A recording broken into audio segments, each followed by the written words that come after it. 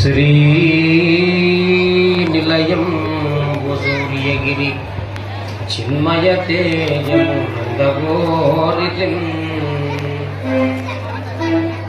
వాణివి లక్ష్మీ పార్వతివి పావనమూర్తివి ప్రస్తుతం నా మనసమందునం నిలిచి మంగళవాక్షరి సాగనం సన్మౌని జనాశ్రిత వరద మన్నన జయవి వీరధర్మజా నమ్మితి నామనంబున సనాతనులైన ఉమా మహేశులం మిమ్ము పురాణ దంపతుల మేలు భజిల్తుగదమ్మ మేటి పెద్దమ్మ దయాంబురాశివి గదమ్మ హరిల్పతి జేయుమమ్మ మిమ్ము నమ్మిన వారికెన్నడును నాశము లేదు గదమ్మ ఈశ్వరీ నిన్ను నమ్మిన వారికెల్లడును నాశము లేదు గదమ్మ ఈశ్వరీ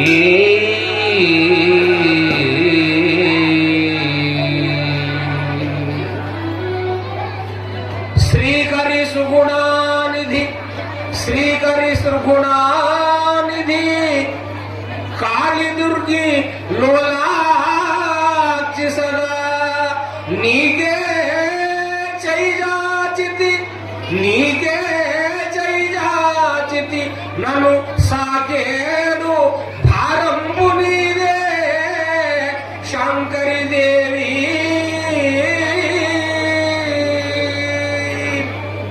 సాకేడు భారంబు నీదే శంకరి దేవి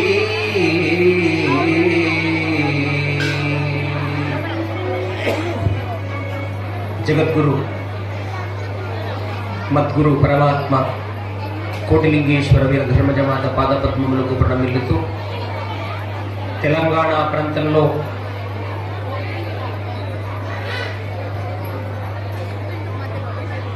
ఉమ్మడి పాలమూరు జిల్లా నారాయణపేట జిల్లా పట్టణంలో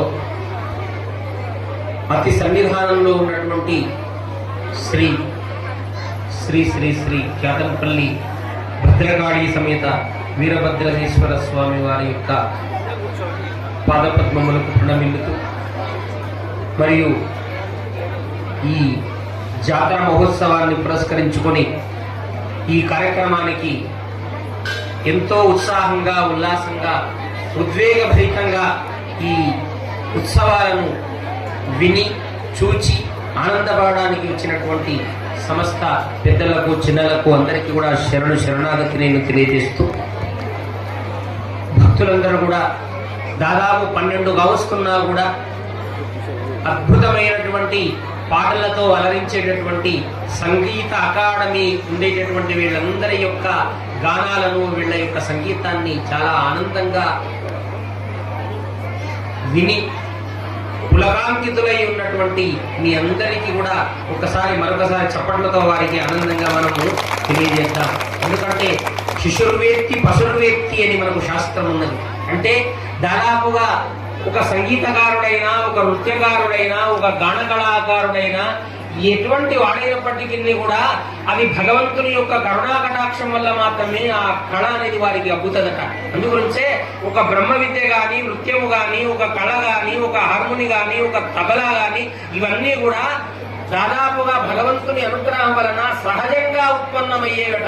అందువలన ఎవరు కళాకారుడై ఉంటాడో ఆ కళాకారుడు లోపల ఆ సరస్వతీదేవి తాండవమాడుతూ ఉంటది. ఒక్కసారి వారి గురించి చప్పట్లు కొట్టినా ఓ 10 రూపాయలు ఆయనకు ఇచ్చినా ఆయనకు పూలదండ వేసినా గర్భగుడిలో ఉన్న దేవునికి వేసినట్లు అని చెప్పి మనకు శాస్త్రం చెప్తుంది. అందువల్ల చాలా ఆనందం అనిపిస్తూ ఉన్నది ఈ విషయాన్ని మనం పురస్కరించుకొని. కానీ చాలా దూరం నుండి కూడా హైదరాబాద్ నుండి గత సంవత్సరము మా యొక్క సంఘము తరఫున మా మహాలక్ష్మి అక్కగారు ఎంతో ఆనందంగా ఈ కార్యక్రమాన్ని రెండవసారి కూడా ఏర్పాటు చేయడం జరిగింది. వీరభద్రేశ్వరుడు అంటే నిజంగా ఎంత అద్భుతమైనటువంటి చరిత్ర అంటే ఈ ప్రపంచము లోపల అటువంటి అవతారము నభూతో న భవిష్యతి. అందుగురించే మహానుభావులు అన్నారు, ఏమన్నారో తెలుసునా, ఈ కలికాలం లోపల, ఈ కలియుగంలో కలి యొక్క ధ్వంసము కావాలని అన్నా, పాపాలు పరిహార పశుయగును మరువబోకుడిటువంటి మంచి మాట. ఒక మహానుభావుడు అన్నాడు, భక్తి అంటే ఏంటి అంటే ఏదో మాలలు వేసుకొని, ఏదో కాషాయ వస్త్రాలు వేసుకొని, ఆ విభూతి నామాలు పెట్టుకొని, పూలదండలు వేసుకొని డాంబికంగా ఉంటే భక్తి కాదు. భక్తి అంటే భావశుద్ధి కలగాలి.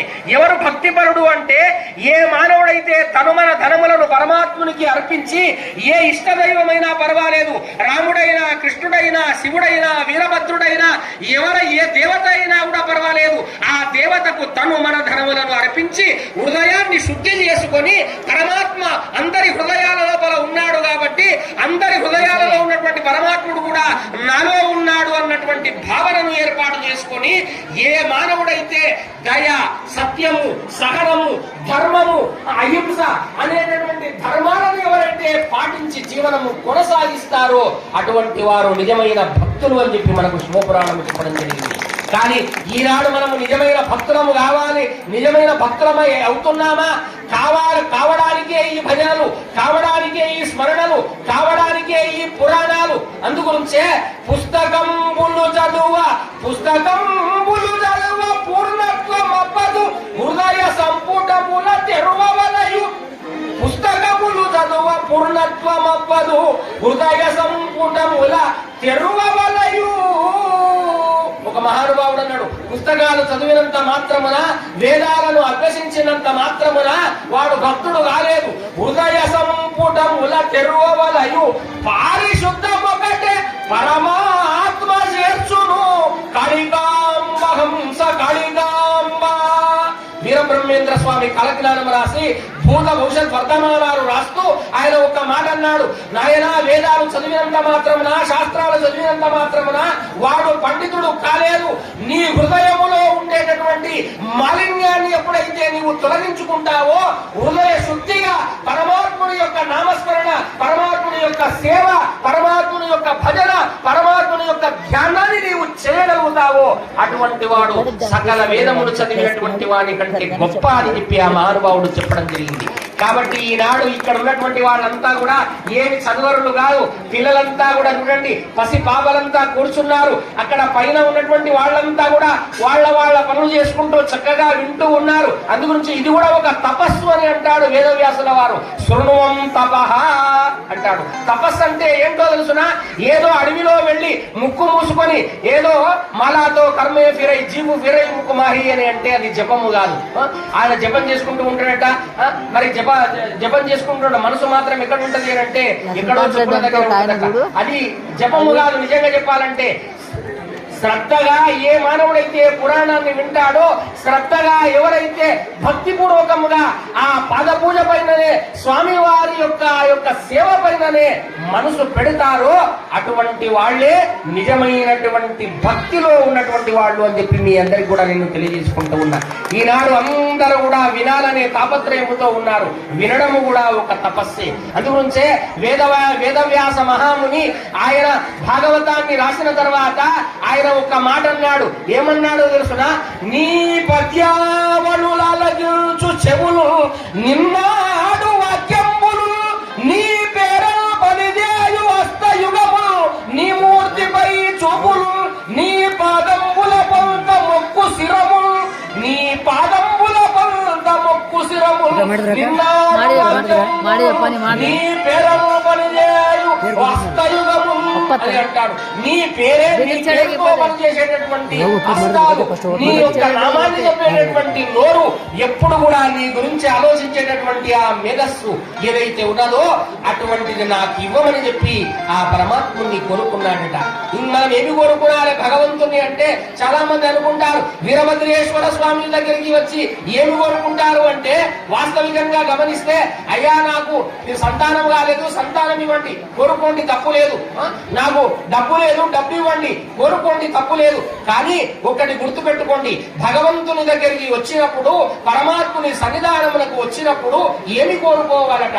మహానుభావుడు పోతన గారు ఒక మాట చెప్పినారు. ఏమి కోరుకోవాలి అని అంటే, నీ నీ యొక్క పాదార్చముల యొక్క సేవ నాకు కావాలి అని కోరుకున్నానట. అంటే ఓ పరమాత్మ, ఆగామి సంచిత ప్రారాబ్ధ కర్మములు వస్తుంటాయి పోతుంటాయి, 84 లక్షల జీవరాశులు ఉన్నవి. ఆ జీవరాశుల లోపల ఏ జీవి ఎప్పుడు చనిపోతుందో నీకు తెలియదు. 100 సంవత్సరముల ఆయుష్ ప్రమాణము, ఏ సమయములో ఏ రూపం లోపల నీకు ఆ ప్రమాదము వాటిల్లుతుందో, ఎప్పుడు నీకు ఏ రోగం వస్తుందో ఎవరు కూడా ఈ ప్రపంచంలో చెప్పినటువంటి వాడు ఎవరు లేరు. కానీ ఓ వీరభద్రేశ్వర, నాకు రోగము రాని, నొప్పి రాని, నాకు ఏది రాని, నీ పాదపద్మముల సేవ నేను చేస్తే అదే నాకు భాగ్యము అని చెప్పి నీవు స్వామిని కోరుకో, తప్పనిసరిగా నిన్ను కాపాడగలుగుతాడు వీరభద్రేశ్వరుడు అని మీ అందరికి కూడా నేను తెలియజేసుకుంటూ ఉన్నా. అందుగురించే మహానుభావుల దగ్గరికి వచ్చినప్పుడు, దేవాలయం దగ్గరికి వచ్చినప్పుడు ప్రాపంచికమైనటువంటి కోరికలు ఎప్పుడు కూడా మనము కోరుకోరాదట. ఎందుకంటే భగవంతునికి తెలియనిది ఏమున్నదయా, మీరు ఆలోచన చేయండి. కాకపోతే సంకల్పము ఎందుకొరకు అని అంటే, ఈ విశ్వాంతరాళన్నంతా పరిపాలించగలిగినటువంటి ఆ స్వామిని మనం ఏం చేస్తాము అని అంటే, శ్రీ క్రోధినామ సంవత్సరే ఉత్తరాయణ పుణ్యకాలే వసంత ఋతో అని చెప్పి అప్పుడు స్వామి వారిని, అయ్యా మేము నీ కొరకు ఇన్ని అలంకారాలు చేసుకున్నామయ్యా, ఒక్కసారి మా వైపున నీ కరుణా దృష్టి ప్రసరింపజేయమని చెప్పి ఒక్కసారి ప్రార్థనా పూర్వకముగా ఆయనని ప్రార్థన చేస్తాము, ఆయనను రప్పించుకుంటాము. అలా రప్పించుకోవడానికే ఈ పూజలన్నీ కూడా మనం ఏర్పాటు చేసుకోవడం జరిగింది. అందుగురించే ఒకానొక మహానుభావుడు ఒక మాట చెప్పినాడు. ఏం చెప్పినాడో తెలిసిన, బ్రహ్మాండంగా రామకృష్ణ పరమహంస గారు ఈ అంతటా కూడా అందరి భక్తులందరినీ కోరుకొని భగవంతుని గురించి, భక్తి గురించి అందరికి కూడా చెబుతూ ఉన్నాడట. చెబుతూ ఉంటే అందరూ కూడా ఆ యొక్క భజనంతా విని, ఆ ప్రవచనాన్నంతా విని ఆనందంగా వెళుతూ ఉన్నారట. వెళుతూ ఉంటే అప్పుడు ఆయన ఒక మాట అన్నాడు. ఏమన్నాడంటే, బ్రహ్మం సర్విదం కల్విదం బ్రహ్మ అని అన్నారు. అంటే బ్రహ్మ సత్యము, జగన్మిథ్య అని అన్నాడు. మరి పరమాత్మను తెలుసుకోవాలంటే ఎట్లా తెలుసుకోవాలి? నీ లోపలనే ఉన్నాడు ఆ పరమాత్మ. నీలో ఉన్నటువంటి పరమాత్మ గర్భగుడి లోపల ఉన్నాడు. గర్భగుడిలో ఉన్నటువంటి పరమాత్మ నీ హృదయం లోపల రావడానికని చెప్పి నీవేం చేస్తున్నావు అంటే, షోడశోపచార పూజ వీరభద్రేశ్వర స్వామికి నీవు చేస్తూ ఉన్నావు. ఆ షోడశోపచార పూజ లోపల దేని వలన ఒక పుష్పం ఇచ్చేటప్పుడన్నా నీ మనసు నిలబడవచ్చు, పాదాలు అడిగేటప్పుడన్నా నీ మనసు నిలబడవచ్చు, అభిషేకం చేసేటప్పుడన్నా నీ మనసు నిలబడవచ్చు. అది ఏమీ నిలవలేకపోయినా కనీసం గంట కొట్టేటప్పుడన్నా నీ మనసు నిలబడవచ్చు. అది ఇక్కడ నిలబడకపోయినా ఒక్క సమయంలో మాత్రం నిలబడతారు. ఎప్పుడు నిలబడతారు అని అంటే, మరి మంచి పాయసము, ఆవు నెయ్యితో కూడుకున్నటువంటి పాయసము, ఆవు పాలతో కూడుకున్న పాయసము, కాజులు కిస్మిసులు అన్ని వేసి మరి బ్రహ్మాండంగా అయ్యగారు హారతిచ్చి ఇక పాయసము నైవేద్యం పెట్టిన తర్వాత అప్పుడు అనుకుంటారు అందరూ లాలాజలం మూడుతుంది నాలుక లోపల, అబ్బా అయ్యగారు పాయసం పెడుతున్నారు, ఎవరు వెళ్ళిపోతుందో ఏమో, ఎంతమందికి వస్తుందో ఏమో, మాకు దొరకదు అని చెప్పి అప్పుడు మాత్రం ఏమైతారో తెలుసిన, పాయస నైవేద్యం అయ్యి పెద్ద గంట మ్రోగేటటువంటి సమయంలో మాత్రము ఎట్లా ఉంటారో తెలుసిన, అసలు ఇసుక వేస్తే రాలనంత జనం ఉంటారు. ఎప్పుడు అని అంటే మనమంతా పాయసం భక్తులమే. మనం అంతెవరు భక్తులము? పాయసం భక్తులం. నిజమే కదా. ఆ పాయసము మనకు రావాలని మనము కోరుకుంటూ ఉంటాం. అంటే ఆ పాయసము రావాలని కోరుకుంటూ ఉంటాము కాబట్టి అది పరమాత్మునికి నివేదితమై ఉంటుంది. పరమాత్ముని యొక్క దివ్యమైనటువంటి చూపులు దానిపైన ఉన్నాయి కాబట్టి ఆ పాయసము మనకు రావాలని మనము కోరుకుంటూ ఉంటాం. కాబట్టి మనమంతా కూడా పాయసం భక్తులమట. అయితే ఒక అమ్మగారు ఏం చేసినారు అని అంటే, అందరూ కూడా ఉపన్యాసం వినడానికి వస్తూ ఉంటే ఒక ఆమె ఏం చేసింది అని అంటే, మిద్దె పైన కూర్చున్నది. వీళ్ళందరూ మిద్దె పైన కూర్చొని వింటున్నట్లుగా ఒక ఆమె మిద్దె పైన కూర్చున్నది. ఆమె 50 ఏళ్ల వయసు వచ్చినటువంటి ఆమె. అయితే ఆమె ఏం చేస్తుందంటే, సూదికి దారం ఎక్కిస్తూ ఉన్నది. ఏమి ఎక్కిస్తున్నదయా? సూదికి దారం ఎక్కిస్తున్నది. అయితే ఆ సూదిలో దారం ఎక్కిస్తూ ఉంటే ఆమె ఆ యొక్క కను దృష్టి సరిగా పడలేక ఆ దారము ఏమైపోయింది, కింద పడిపోయింది. కింద పడిపోగానే అప్పుడు ఆ ఉపన్యాసాన్ని వినకుండా ఆ పైన ఉన్నటువంటి ఆమె ఆ కిటికీ నుండి మెల్లగా ఆ యొక్క మెట్ల నుండి కిందికి దిగి వచ్చి అక్కడ బ్రహ్మాండంగా 4 లైట్లు వెలుగుతున్నాయి. ఇక్కడ వీరభద్రేశ్వర స్వామికి లైట్లు వెలుగుతున్నట్లుగా ఒకసారి ఆనందంగా చప్పట్లు కొట్టండి. బ్రహ్మానందంగా చీకట్లో ఉన్నా ఒకటే అమ్మ, వెలుతురులో ఉన్నా ఒకటేనమ్మా. మీరు చక్కగా వినగలిగితే చాలు. ఎక్కడున్నా ఏ రూపంలో ఉన్నాడు పరమాత్ముడు అని భావించుకోకండి. అన్ని రూపాలలో కూడా పరమాత్ముడు సంచారం చేస్తూ ఉంటాడు. నేను ఈ కథ ఎందుకు చెప్తున్నా అంటే, ఇందులో ఒక గొప్ప ఆంతర్యం ఉన్నది. అయితే ఆ మెట్లు దిగి ఆమె అక్కడ 3 పెద్ద లైట్లు ఉన్నవి. ఆ లైట్ల దగ్గర ఏం చేస్తున్నది అని అంటే, ఆ పోయినటువంటి ఆ యొక్క సూది దారాన్ని వెతుకుతూ ఉన్నది. వెతుకుతూ ఉంటే అటు నుండి ఒక సాధువు, ఒక సన్యాసి అటు నుండి వస్తూ ఉన్నాడట, ఆ ఊరికి గ్రామానికి వస్తున్నాడట. వస్తుంటే పెద్దమ్మ ఏమి వెతుకుతున్నావు అని అడిగిందట. అడిగితే నీకెందుకు లేపోయా, నా శోకము నాది, నా దుఃఖము నాది, నీవేం చేస్తావులే అని అంటే, ఏమమ్మా చెప్పమ్మా, నీవు వెతుకుతున్నావు, నేను కూడా వెతుకుతా, ఎందుకొరకు వెతుకుతున్నావు అని అంటే, ఏమీ లేదయా, నేను మిద్దె పైన ఉన్నా, సూదికి దారం ఎక్కిస్తూ ఉన్నా, సూది దారం పడిపోయింది, అందువల్ల ఇక్కడ లైట్ ఉన్నది, ఇక్కడ వెలుతురు ఉన్నది, అందువల్ల నేను ఇక్కడ వెతుకుతూ ఉన్నా అని అన్నదట. అంటే అప్పుడు ఆయన అన్నాడట, సాధు మహేశ్వరుడు అన్నాడట, సన్యాసి అన్నాడట, ఏమమ్మా ఎక్కడ పోగొట్టుకున్నావు అని అన్నాడు. ఎక్కడ పోగొట్టుకున్నావు అంటే ఆమె చెప్పిందట, మిద్దె పైన పోగొట్టుకున్నాను. మరి ఇక్కడెందుకు వెతుకుతున్నావు అని అంటే, ఇక్కడ వెలుతురు ఉన్నది కాబట్టి వెతుకుతున్నా. మరి అక్కడెందుకు వెతకడం లేదు అంటే, అక్కడ చీకటి ఉన్నది కాబట్టి వెతకడం లేదు అని అన్నదట. అంటే నీవు ఎక్కడ పోగొట్టుకున్నావో, వస్తువు ఎక్కడ పడిందో అక్కడ వెతికితే ఆ సూదిదారము దొరుకుతుంది, కానీ ఇక్కడ ఎన్ని లైట్లున్నా ఇక్కడ కాదమ్మా నీవు వెతికేది, ఎక్కడ పోగొట్టుకున్నావో అక్కడే వెతుకు అని చెప్పి ఆ మహానుభావుడు చెప్పడం జరిగిందట. అంటే మనం ఏమి చేస్తున్నాము అని అంటే, మరి మనము పరమాత్ముని ఎక్కడ వెతుకుతున్నాము అని అంటే, ఎక్కడ బయటనే వెతుకుతున్నాము. ఆయమనేమో అక్కడ పోగొట్టుకున్నది, ఇక్కడ వెలుతురున్నది కదా అంటే, ప్రపంచంలో వెలుతురున్నది, ఆనందం ఉన్నది, ఓ బ్రహ్మాండంగా ఇన్ని గోపురాలు, ఇన్ని రకాలైనటువంటి గోపురాలు ఉన్నవి, ఇన్ని అలంకారాలు ఉన్నవి, అప్పో దేవుడు ఇక్కడ ఉన్నాడు, లేడని కాదు, ఇక్కడ ఉన్నాడు అని చెప్పి ప్రపంచమంతా కూడా వెతుకుతున్నావు. అరే వెర్రివాడ, ప్రపంచమంతా కూడా పరమాత్ముడు ఉన్నాడు గాని అది తెలుసుకునే శక్తి నీకు లేదురా. ప్రహ్లాదుడంతటి వాడు వెతికితే ఆయనకు దొరికింది, అంతటి భక్తి నీకు లేదు. ముందు నీ లోపల ఉన్నటువంటి దేవుణ్ణి నీవు చూడు అని చెప్పడమే ఇది గొప్పతనం.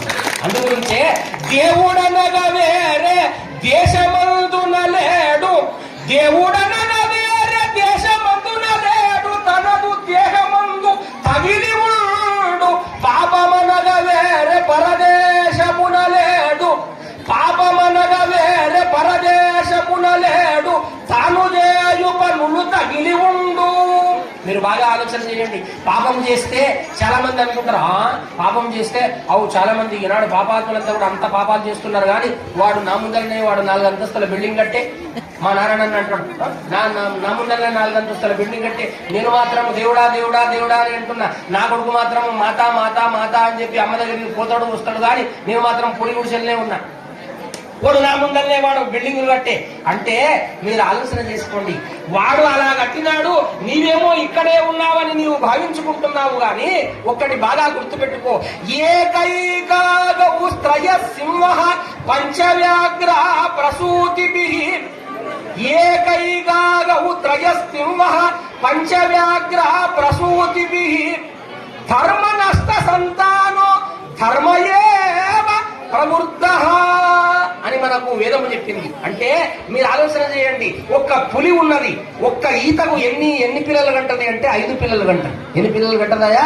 5 పిల్లలు కంటది. ఒక సింహం ఉన్నది, ఒక ఈతకు ఎన్ని పిల్లల్ని కంటది అంటే 3 పిల్లల్ని కంటది. ఒక ఆవు ఉన్నది, ఒక ఈతకు ఎన్ని దూడలను కంటదంటే 1 దూడను మాత్రమే కంటది. అధర్మో నష్ట సంతానో ధర్మయేవ ప్రవృత్తః. మనకు వేదం ఎంత గొప్పగా చెప్పిందో చూడండి. జీవితంలో ఇది స్వర్ణాక్షరాలతో రాసి పెట్టుకోండి. ఈనాడు ఏ సంపద వృద్ధి చెందింది, ఏ సంపద ఈ కలియుగం లోపల ఉన్నది, మీరే చెప్పండి అని మీ అందరికి కూడా నేను తెలియజేసుకుంటున్నా. ఏ సంపద ఉన్నది ఈరోజు? ఏ సంపద ఉన్నది? ఏ సంపద ఉన్నదమ్మా? ఆవు సంపదే ఉన్నది. మరి ఆ యొక్క పులి ఉన్నది, పులి సంవత్సరానికి 5 పిల్లలను కంటున్నది. మరి పులి సంతతే ఉండాలి కదా, మరి పులి సంతతి లేదు కదా. మరి ఆ యొక్క సింహం ఉన్నది, అది ఒక ఈతకు 3 పిల్లలను కంటది, మరి అది కూడా లేదు కదా. ఒక్క ఆవు 1 దూడనే కంటది సంవత్సరానికి. ఈనాడు ఆవు దూడను మాత్రమే ఈనాడు ఎక్కువగా ఉన్నవి అంటే ధర్మ సంతానమే వృద్ధి చెందుతుంది అని చెప్పి మీ అందరికి కూడా నేను తెలియజేసుకుంటూ ఉన్నా. అలాగుననే నీవు ధర్మంగా ఉండగలిగితే ఆవులాగా, ఆవు సంతతిలాగా నీవు వృద్ధి చెందుతావు. ఏ నాటికైనా కూడా వాడు తప్పనిసరిగా నీ ముందే వాడు ఏమైతాడు అని అంటే 4 అంతస్తుల మేడ కడతాడు, నీ ముందే వాడు కారు కొంటాడు, నీ ముందే వాడు అనేక రకరకాలైన ఆడంబరాలు చేస్తాడు.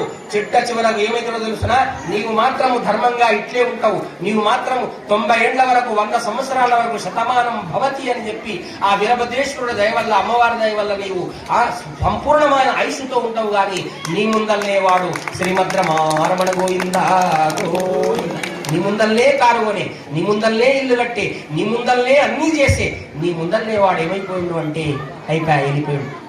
అంటే మీరు ఆలోచన చేయండి, మళ్ళీ వానికి శ్మశాన వాటిక దగ్గరికి తీసుకొని వెళ్ళడానికి సంతతి కూడా లేకుండా అయిపోయింది. కాబట్టి అధర్మంగా నడిచినటువంటి వాడు, అధర్మ బుద్ధి కలిగిన వాడు, అధర్మ జీవనము కొనసాగించిన వాడు ఏ నాటికైనా కూడా వాని వంశము వృద్ధి కాదు కాదు కాదు అని చెప్పి సభాముఖంగా మీ అందరికి కూడా నేను తెలియజేసుకుంటూ ఉన్నా. అందుకొరకే మనం ఏం చేయాలంటే ఈ ప్రవచనాలు వినాలి. ప్రవచనాలు వినడం వలన ఇటువంటి బుద్ధి కలుగుతుంది, ఇటువంటి జ్ఞానము రావాలి మనిషి లోపల. అంతే తప్ప గాని ఏదో అందరూ పూజ చేస్తారు, మనం పూజ చేసుకొని వెళ్ళిపోతున్నాము, అందరూ టెంకాయ కొట్టినరు, మనం టెంకాయ కొట్టి వెళ్ళిపోతున్నారు. అందరూ కూడా జన గురజన రే జనకు జన జన రే జన గురజన రే జనకు జన ఇది అనుకుంటా అందరూ గంతులు వేసుకుంటూ పోతున్నారు. మరి మీరు కూడా అట్లా వెళ్ళిపోతున్నారు అంటే మళ్ళీ మానవ జన్మ వస్తుందా? ఏమి ఆయన వస్తుందా మళ్ళీ? మనం 84 లక్షల జన్మల తర్వాత ఏ జన్మ వచ్చింది ఆయన? మానవ జన్మ వచ్చింది. ఏమి శరీరము, ఏమి బ్రతుకు, ఏమి శరీరము, ఏమి మోహము, ఎన్నటికైనా కూడా నీవు తప్పనిసరిగా నీకు చావు తప్పదు. ఏమి బ్రతుకు, ఏమి శరీరము, ఏమి మోహము, ఎన్నటికైనా చావు తప్పది. చావు మాత్రము తప్పనే తప్పదు. కానీ నా స్వామి కథాసుధామృత, నా స్వామి కథాసుధామృత, ఆ స్వామి వారి యొక్క కథను, ఆ అమృత బిందువులను కోరినటువంటి వారికి మాత్రమే ఏమున్నది అంటే వారికి మోక్షం ఉన్నది అని చెప్పగలిగినటువంటి వారు ఎవరు అంటే ఈ వేదాలలో ఉన్నటువంటి వాళ్ళు అని చెప్పి మీ అందరికీ కూడా నేను తెలియజేసుకుంటూ ఉన్నా. అందుగురించే ఈ బ్రతుకు ఏమి ఘటంబు, ఏమి బ్రతుకు, ఏమి శరీరము, ఏమి మోహము, ఏమి సుఖంబు, ఏమిటిది, ఎన్నటికైనను చావు సిద్ధమి, భూమిన ఇట్టి జన్మములు పుట్టిన గిట్టిన మోక్షమేమి నా స్వామి కథాసుధామృత, నా స్వామి కథాసుధామృత రసంబు గల్గిన ముక్తి గల్గునే ధీరుడ కాళహస్తి జగదీశ్వర సాంబ శివ మహాప్రభో. ఆ మహానుభావుడు ఎంత అద్భుతంగా చెప్పినాడు చూడండి. అందుగురించే అన్ని జన్మలలో కంటే ఉత్తమమైన జన్మ ఏ జన్మ చెప్పండి నాయన? ఏ జన్మ నాయన? మానవ జన్మ. ఎందుకన్నారండి మానవ జన్మ? మానవ జన్మ ఉత్తమమైనది అని ఎందుకన్నారు అని అంటే ఇది మంచిది, ఇది చెడ్డది, ఇది తినదగినది, ఇది తినదగనిది, ఇది చేయదగినది, ఇది చేయదగనిది అనేటటువంటి జ్ఞానాన్ని కలిగినటువంటి జన్మ, పరిశుద్ధమైనటువంటి జన్మ. 80 ఏళ్ల వరకు కూడా వాడు అజ్ఞాని, వాడు దుర్మార్గుడు, వాడు మూర్ఖుడు, ఇటువంటి ప్రసంగాన్ని విన్నాడు.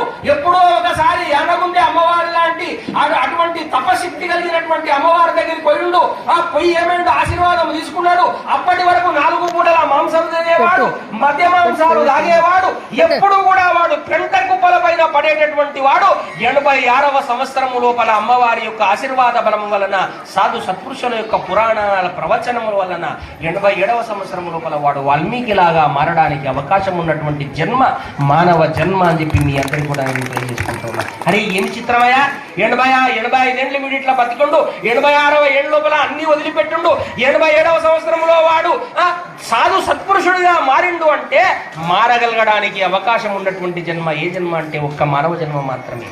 పులి ఉన్నది జీవితాంతం పాటు, అది ఏమి తింటది నాయన? ఏం తింటది చెప్పు? పులి ఏమి తింటది? మాంసమే తింటది. చప్పట్లు కొట్టండి ఆనందంగా. దానికి నీవు మా వీరభద్రేశ్వరుడు అయ్యగారు ఉన్నారు, మా తమ్ముడు, మా సోదరుడు అయ్యగారు, ఆయన తీసుకొచ్చి పులిని బోనులో పెట్టిండు. బ్రహ్మాండంగా భక్తులందరూ కూడా దానికి పంచభక్ష పరమాన్నాలు పెడుతున్నారు. అది చావనన్నా వస్తుంది కానీ మాంసమే తింటది. అది పంచభక్ష పరమాన్నాలు మాత్రము తినదు. మాంసంబు తిను పులికి మంచి పక్వాన్నంబు తెచ్చి పెట్టిన తినదు తెలియరయ్య, దున్నపోతుకు గడ్డి దుంపలే రుచికరము, పిల్లికి మరి నీచు ప్రీతి హెచ్చు అని ఒక మహానుభావుడు అన్నాడు. అరే దున్నపోతుకు గడ్డి దుంపలే రుచికరమురా, మరి మాంసము పులికి ఇష్టమురా నాన్న? అవును, ఇక్కడ తీసుకున్నాడు. మరి ఈ నారాయణ సార్ గారి యొక్క కుమారుడు అమెరికా వెళ్ళుండు ఆ ఇంజనీర్ చదవడానికి. పాపం వాడికి పాలు లేవు. ఈయన ఏం చేసిండు అంటే ఒక ఆవుదూడను పంపించుండు ఏరోప్లేన్ లా. ఏం చేసిండు ఈయన? ఒక ఆవుదూడను పంపిస్తే ఆ ఆవుదూడ అక్కడికి వెళ్ళిన తర్వాత మరి దాదాపు కొన్ని 6 నెలల పాటు సంవత్సరం కాలం పాటు ఉన్నా అది గడ్డి మాత్రమే తిన్నది కానీ మాంసం మాత్రము తినలేదు అని చెప్పి సభాముఖంగా మీ అందరికీ కూడా నేను తెలియజేసుకుంటూ ఉన్నా. కాబట్టి మానవుడైనటువంటి వాడు ఎటువంటి వాడు అంటే సర్వభక్షకుడు కాదురా, సర్వ పోషకుడు. గుర్తుపెట్టుకోండి. అన్ని జీవులను పోషించడానికి మానవ జన్మ వచ్చింది. అంతే తప్ప గాని నేను పూజలు చేస్తా, నేను పురస్కారాలు చేస్తా, నేను బ్రహ్మాండంగా బ్రహ్మోత్సవాలు చేస్తా, నేను బ్రహ్మాండంగా పాటలు పాడతా, ఆనందంగా ఉంటా, అయిపోయా కడప దాటంగానే ఈ జాతర దాటంగానే అయిపోయా ఇంకా కొద్ది దూరం అక్కడికి పోగానే ఏమైతుందో తెలుసిన అమాంతము వాడు ఏం చేస్తాడంటే శ్రీమద్రమారమణ గోవిందా అది అయిపోయా తిని తాగి ఆడనే అడ్డం పడిపోతాడు అన్నట్టు. ఇదా జీవితం? ఒకసారి మీరు ఆలోచన చేసుకోండి. అందుగురించే మహానుభావులు అన్నారు, ఉన్నాడయా దేవుడున్నాడయా కన్నులకు కనిపింపకున్నాడయా, ఉన్నాడయా దేవుడున్నాడయా కన్నులకు కనిపింపకున్నాడయా, ఉన్నాడయా దేవుడున్నాడయా కన్నులకు కనిపింపకున్నాడయా. సుమహారమందు నా సూత్రంబు వలె నుండి, సుమవారమందు నా సూత్రంబు వలె నుండి ఆత్మయై అలరారుచున్నాడయా, ఉన్నాడయా దేవుడున్నాడయా కన్నులకు కనపడక ఉన్నాడయా. భగవంతుడు అనేటటువంటి వాడు ఉన్నాడు అని అంటున్నామే, ఉన్నాడు అనేటటువంటి వాడిని నీవు చూసినవా, నేను చూసినా, మరెవరైనా చూసినారా? ఆలోచన చేయండి. ఈ మహాత్ములంతా కూడా ఉన్నాడు ఉన్నాడు అని అంటున్నారు కదా. ఉన్నాడు అన్నటువంటి వాడిని ఎవరైనా గ్యారంటీగా లైవ్ గా చూపించినటువంటి వాళ్ళు ఎవరైనా ప్రపంచం లోపల ఉన్నారా అంటే మీరు ఆలోచన చేసుకోండి. అంటే ఒక చోట ఉన్నాడు, ఒక చోట లేడనేటటువంటి వాడు అయితే అతడు నిజమైన దేవుడు కాదు. గుర్తుపెట్టుకోండి. నిజమైనటువంటి దైవత్వం కలిగినటువంటి ఆ యొక్క పరమాత్మ, అంతటా ఉన్న పరమాత్మను ఒక్క చోట నీవు చూపించగలిగితే ఇక్కడున్నాడు అక్కడ లేడు అన్న భావన వస్తుంది. కాబట్టి అంతటా ఉన్నటువంటి పరమాత్మ అదృశ్యమై మనను నడిపిస్తున్నటువంటి చైతన్యమే భగవంతుడు అని చెప్పి మీ అందరికీ కూడా నేను తెలియజేసుకుంటూ ఉన్నాను. ఈనాడు వీరభద్రేశ్వర స్వామికి ఏం చేసినాము? పెద్ద గజమాల వేసినాము.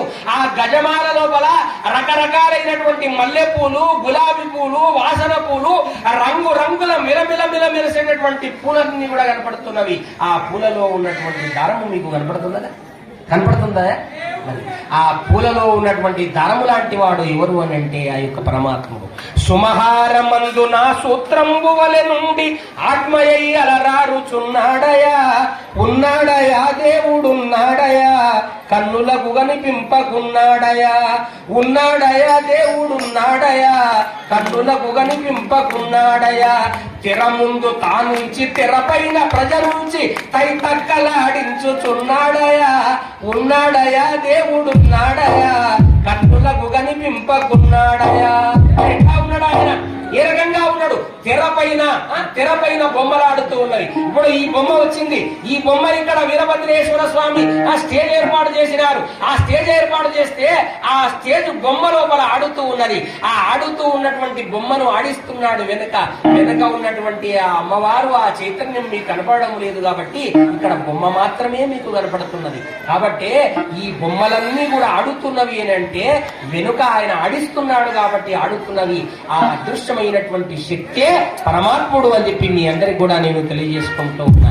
తెర ముందు తానుంచి తెరపైన ప్రజలుంచి తైతక్కలాడిస్తున్నాడయా, ఉన్నాడయా దేవుడున్నాడయా కన్నులకు కనపడకున్నాడయా.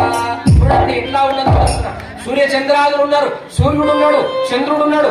మరి నీవు మాత్రం రోజు 9 గంటలకు 8-9 గంటలకు నిద్ర లేస్తావు. కానీ అదే సూర్యుడు నిద్ర లేస్తున్నాడు. సూర్యుడు ఎప్పుడు నిద్ర లేస్తాడయా? ఉదయం 6 గంటలకు మాత్రమే నిద్ర లేస్తాడు.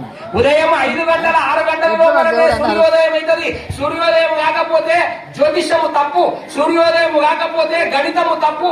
ఆ సూర్య చంద్రుల యొక్క గమనాన్ని అనుసరించే ఈనాడు పంచాంగాలు అనేటువంటివి ఏర్పాటైనవి. అందుగురించే నీవు ధర్మము తప్పుతావేమో గాని సూర్యుడు మాత్రము ధర్మము తప్పడు.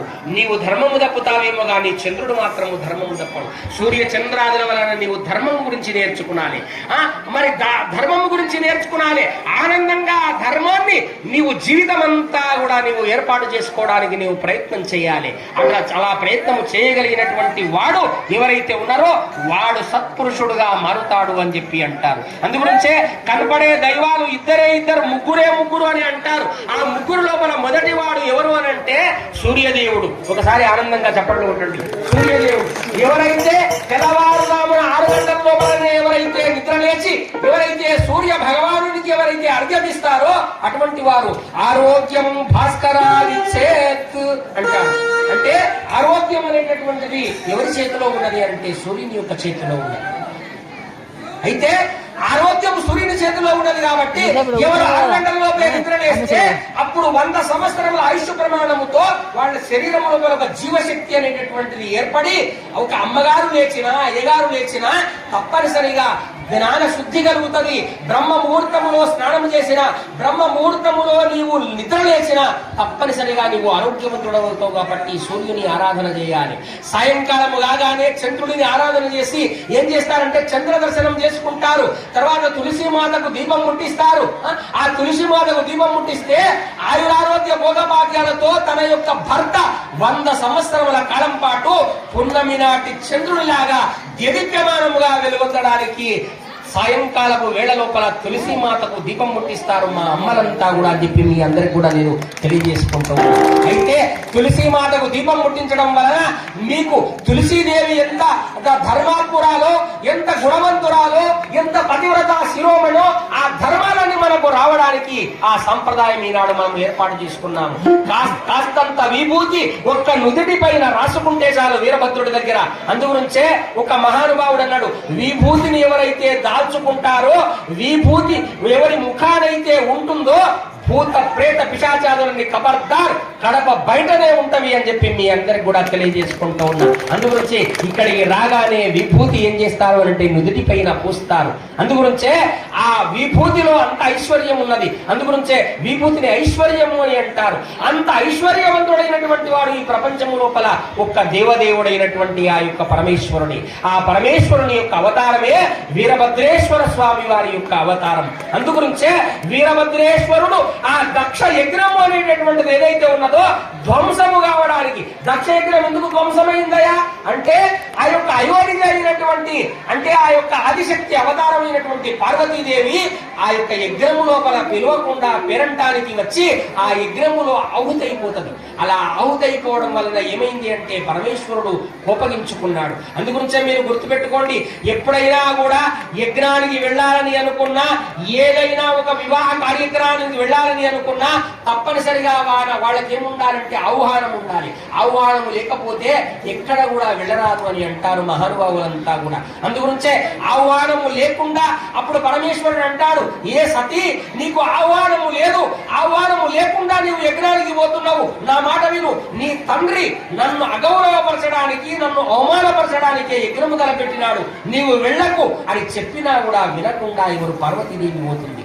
అంటే ఇది ఎందుకు జరిగింది అంటే అమ్మకు తెలియదు కాదు, అంటే ఇది దుష్ట శిక్షణ శిష్ట రక్షణ కావాలి, అది కావడానికి అని చెప్పి అమ్మగారు వెళ్ళడం జరిగింది. అందుగురించే మీరు గుర్తుపెట్టుకోండి, రామాయణం అంతా కూడా ఎప్పుడు జరిగింది అంటే ఆలోచన మీరు చేయండి. రామాయణం అంతా కూడా ఎప్పుడు జరిగిందంటే బంగారు లేడి అదిగో బంగారు లేడి అని సీత ఆ బంగారు లేడి గురించి బంసింది. బంసగానే రాముడు బాణం పట్టుకొని పోయినాడు. మరి సీతమ్మ తల్లి అమ్మవారి అవతారమే కదా, బంగారు లేడి ఎక్కడన్నా ఉంటుందా? ఏమినైనా బంగారు లేడి ఎక్కడన్నా ఉంటుందా? ఉండదు కదా. మరి ఆమె ఎందుకు ఆకర్షింపబడింది అని అంటే బంగారు లేడి కొరకు ఆయన పరిగెత్తాలి, అతని వెంబడి లక్ష్మణుడు కూడా పరిగెత్తాలి. ఆ తర్వాత రావణాసురుడు వచ్చి సీతమ్మను ఎత్తుకొని పోవాలి.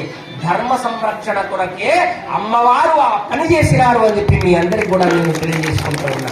ఆనాటి కాలము లోపల రావణాసురుడు ఒక్కడే ఉండేవాడు. ఈనాటి కాలము లోపల ఎవరున్నారా? రావణాసురుడు ఎక్కడున్నారు అంటే ప్రతి ఇంటిలో కూడా ఇంటింటా రావణాసురులు ఉన్నారు అని చెప్పి మీ అందరికి కూడా నేను తెలియజేసుకుంటూ ఉన్నా.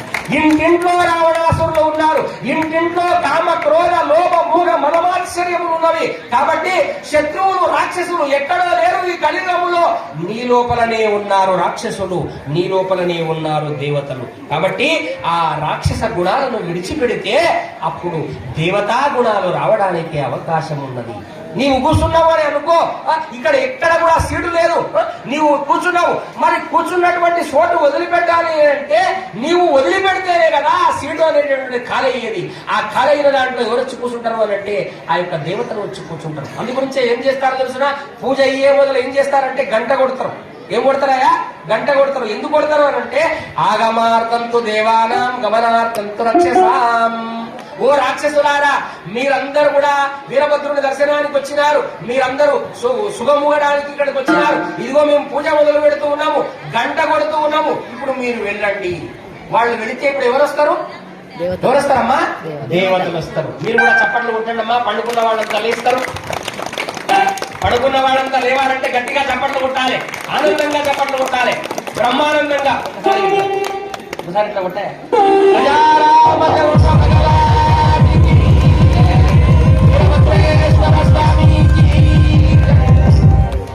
అంటే ఆ దుందు వినాదము, ఘంటానాదము అందు గురించే ఉంటుంది. మీరు గుర్తుపెట్టుకోండి, తిరుపతి లోపల పెద్ద గంట ఉండేదన్న పూర్వకాలం లోపల శ్రీకృష్ణదేవరాయల వారు తన యొక్క గది లోపల ఉండి 12 గంటలకు పెద్ద గంట మోగితే అప్పుడు నైవేద్యము ఆ యొక్క ఎవరికి, ఆ వెంకటేశ్వర స్వామికి అయిపోయిన తర్వాత ఆ గంట విన్న తర్వాతనే ఆయన భోజనం చేసేటటువంటి వాడట. ఎంత విచిత్రమో మీరు ఆలోచన చేసుకోండి. అంటే నైవేద్యము పెట్టకుండా ఆనాడు ఎవరు కూడా భోజనం చేసేటటువంటి వాళ్ళు కాదు. ఈనాడు మనం ఏం చేస్తున్నామో తెలుసునా, కడుపు నిండా నైవేద్యము ఏర్పాటు చేసుకునే మనం ఏం చేస్తున్నాము అని అంటే మనము గుడికి వస్తూ ఉన్నాం. దేవో దేవాలయో ప్రోక్తో జీవో దేవో సనాతన త్యజేత్ అజ్ఞాన నిర్మాల్యం సోహం భావేన పూజయేత్. దేహమే ఒక దేవాలయము, ఆ దేవాలయములో ఉన్నటువంటి జీవుడే దేవుడు అని ఎప్పుడు నీవు తెలుసుకుంటున్నావు అని అంటే నీ లోపలనే దైవత్వం ఉన్నది, నీ లోపలనే రాక్షసత్వం ఉన్నది, నా లోపలనే దేవుడు ఉన్నాడు అని చెప్పి దేవాలయానికి వచ్చిన తర్వాత, దేవాలయములో గుడి గంటలు మోగిన తర్వాత, దేవాలయం లోపల స్వామివారికి ఆ వేడుకలు జరిపిన తర్వాత అప్పుడు నీ లోపల ఉండేటటువంటి ఆ ప్రకంపన శక్తులు ఈ దేవాలయములో అంతటా కూడా ప్రభవింపజేసి రెండైనా కూడా ఒక్కటైనా కూడా ఇంత మెలకువతో ఉన్నారు అని అంటే వీరభద్రేశ్వరుని యొక్క మహిమగాక మరేమిది అని చెప్పి మీ అందరికి కూడా నేను తెలియజేసుకుంటూ ఉన్నాను. ఈ దేవాలయం లోపల అటువంటి మహిమ ఉంటది. అందుగురించే దేవాలయానికి వస్తే దైవత్వంతో కూడిన భావాలే ఏర్పడతాయి. మళ్ళీ మనం ఇంటికి వెళ్ళినాము అని అనుకో, అయితే అన్ని మాయ అంతా కూడా మన లోపలికి వచ్చేస్తాం.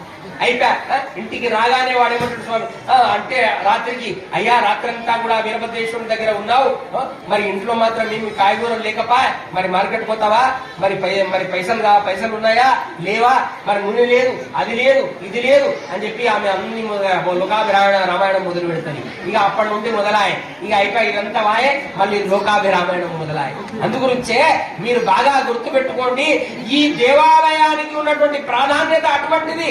కాబట్టి ఇటువంటి బ్రహ్మోత్సవాలు చేస్తారు.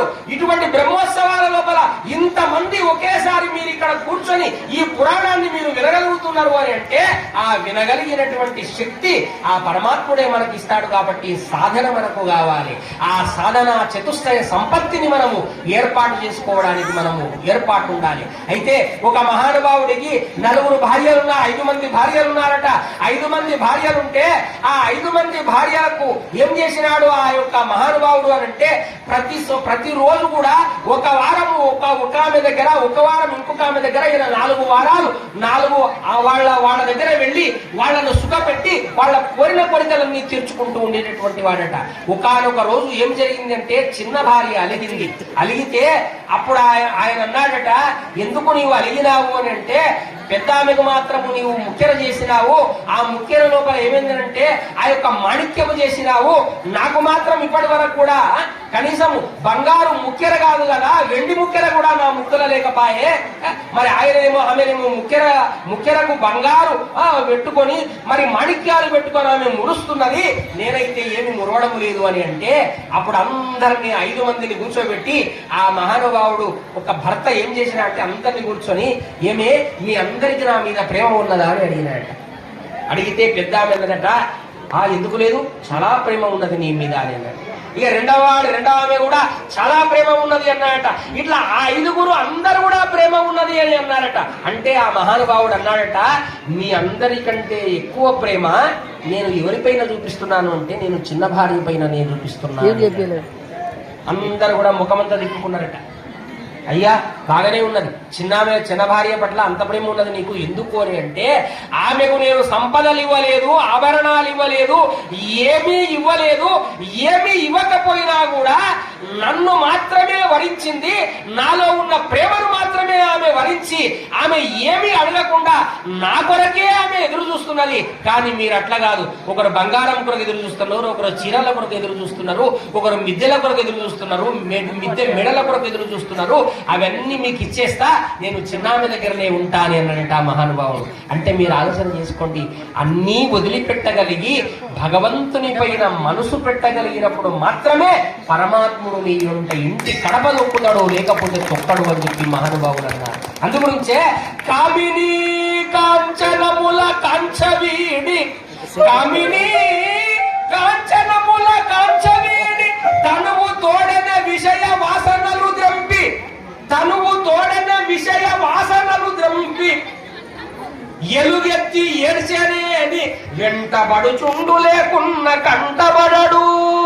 చూడండి, ఒక మహానుభావుడు చెప్పినాడు, భగవంతుడు కనపడాలంటే ఎట్లా కనపడతాడట, కామిని కాంచనముల కాంచవీడి అంటే స్త్రీల పట్ల, ధనము పట్ల, బంగారు పట్ల, ఈ మూడింటి పట్ల ఎవరైతే కోరికలు వదిలిపెట్టి హృదయ వాసనలు ద్రంపి, మనసులో ఉన్నటువంటి కోరికలన్నీ కూడా వదిలిపెట్టి, ఓ పరమాత్మ నీవు నాకే గతి, నాకు కష్టం వచ్చినా, సుఖం వచ్చినా, నష్టం వచ్చినా, బాధ వచ్చినా, నొప్పి వచ్చినా నీ పాదములను నేను విడిచిపెట్టను అని చెప్పి ఏ మానవుడైతే ఆ పరమాత్ముని వెంబడి పడతాడో వెంటబడుచుండు లేకున్న కంటబడడు.